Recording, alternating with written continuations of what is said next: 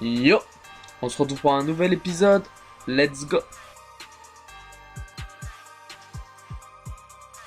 Lors de la Coupe du Monde 1982, 41 000 spectateurs huèrent les deux équipes dans ce qui fut appelé le match de la honte.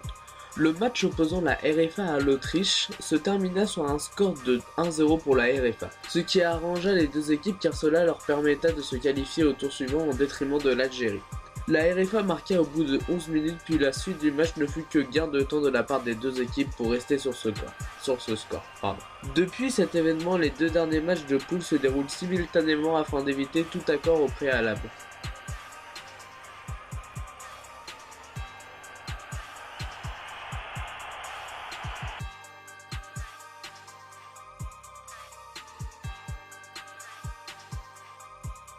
Même le Vatican a une équipe de football. Et oui, composée de gardes suisses et des fonctionnaires travaillants, c'est le sélectionneur de l'Irlande Giovanni Trapattoni qui est en charge de cette équipe. Un championnat du Vatican existait aussi, la Clericus Cup, mais celle-ci fut supprimée car il y avait trop de bagarres pendant et en dehors des matchs. N'appartenant à aucune fédération comme la Catalogne, l'équipe du Vatican ne peut participer à aucune compétition internationale.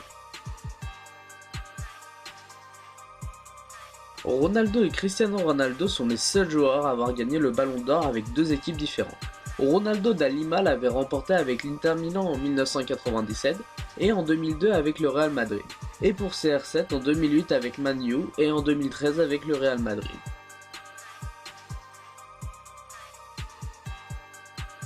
Dejan Stankanović est le seul joueur de l'histoire à avoir joué 3 Coupes du Monde pour 3 pays différents. Il a successivement joué sous les couleurs de la Yougoslavie en 1998 en France, de la Serbie-Monténégro en 2006 en Allemagne et de la Serbie en 2010 en Afrique du Sud. Son parcours en sélection retrace d'ailleurs l'histoire de son pays durant ces dernières décennies.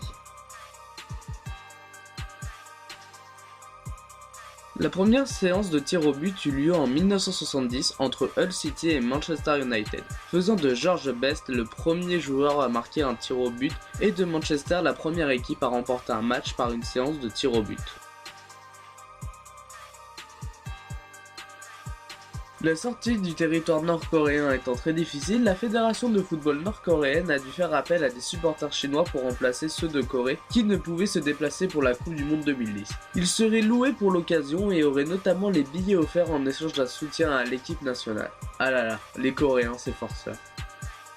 J'espère que vous avez aimé cette vidéo, n'hésitez pas à commenter et partager vos anecdotes, c'était Saul, ciao.